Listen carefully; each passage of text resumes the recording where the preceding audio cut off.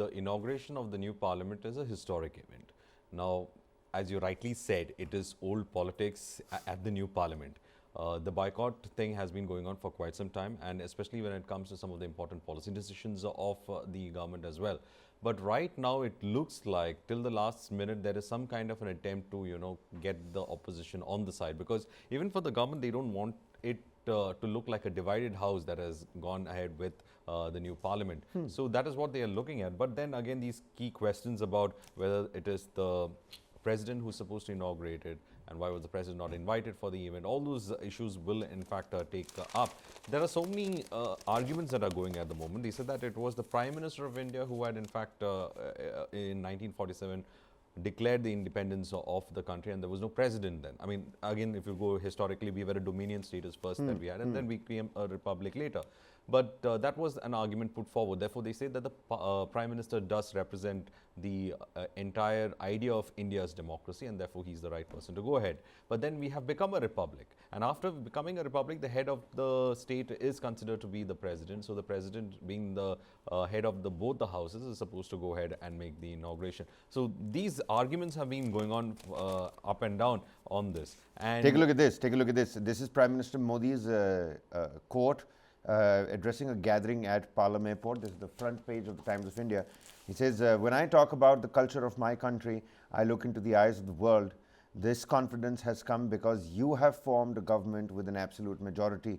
Those who have come here are people who love India, not PM Modi. And Amit Shah, on the other hand, the Home Minister, says, today I want to tell the Congress leaders that your boycott is immaterial, as Prime Minister Modi enjoys the blessings of the people of the entire country and the entire nation, and the entire nation wants that Prime Minister Modi becomes third-time Prime Minister with more than 300 seats. So even as we're talking about the inauguration of the new Parliament, it seems like it's going to be mostly BJP members of Parliament that this coming in from Amit Shah.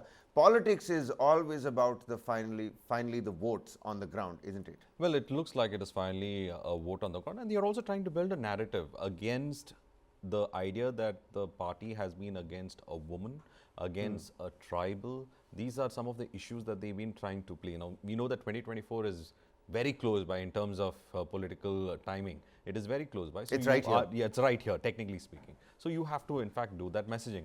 But Nirmala Sitharaman in the Hindu, Kabir, let me get the same kind of an idea that she's put forward. Well, the Hindu has written in that article, it's called Rethink Boycott Decision, Nirmala Tells Opposition.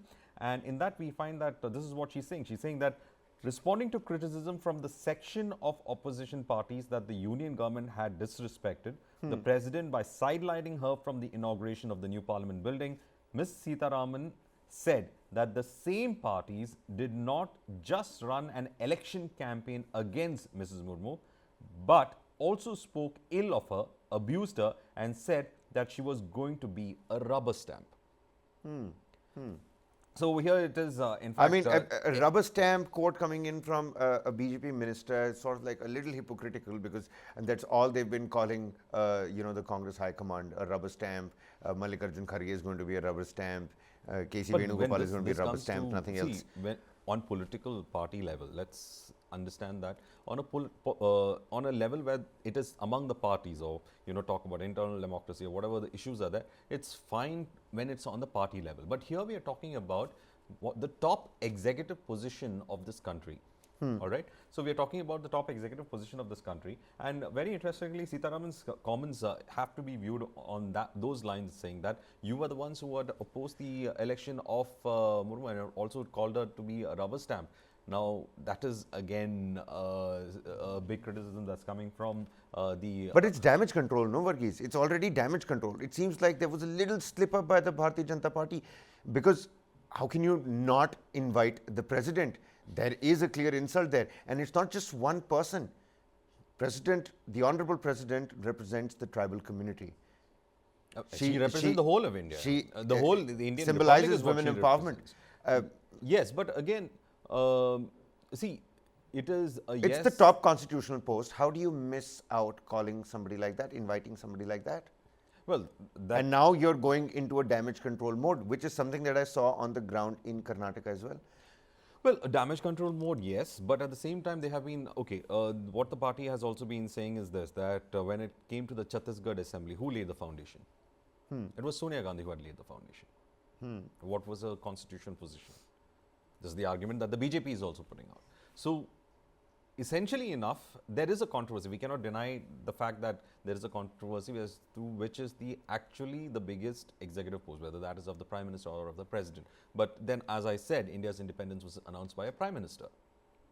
What I'm trying to ask you is that, is this a major slip up ahead of 2024? You said it's right around the corner. Sir, Do you think this is a major I think it was an slip-up? unwanted controversy at the moment. I think both the parties... Because the Congress is trying to both the parties exploit could the have, entire situation. Yes, I mean, in the sense, it was an unwanted controversy that's coming up to 2025. It could have been avoided by just going through the rule book. Of course, according to the rule book, the constitution, the president is at the top of this entire republic, and the person holding that post is supposed to be there at all levels. And then you have the prime minister, who's the head of the executive of this country. So, I mean, there are a lot of things that are, and it is not that we should see that both the posts that they are randomly opposing each other.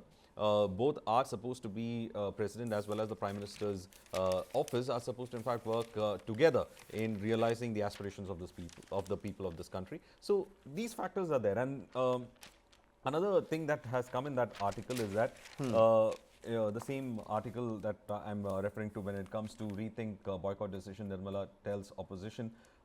It says that the centre has given due respect to Murmu, and she in fact also says that again, as I said, the opposition that she had raised is with regard to who had laid the foundation stone for the assembly building in Chhattisgarh. Okay, and then Telangana Governor Tamilisai Soundarajan highlighted how she was not even invited to attend the inauguration of a new assembly building in Telangana. So, this brinkmanship is going to continue, but the bottom line remains that you have a new parliament that's coming up on the 28th. It's going to be inaugurated, and for that you did not invite the president. That's all that matters right now.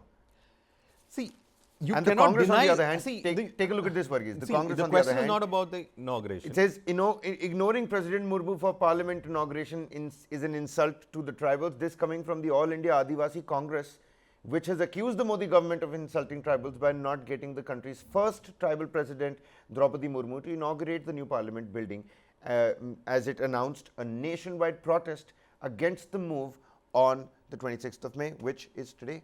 So you've got tribal protest as well. Well, it is a divisive issue. It is a divisive issue. But I'm looking at, let's look at how the entire controversy. That's why I go back to the fact that India's independence was announced by the Prime Minister. There was no presidential position then. But it became a republic. So, and both the positions are not supposed to be in opposition to each other. They are supposed to facilitate the working of the constitution. All right.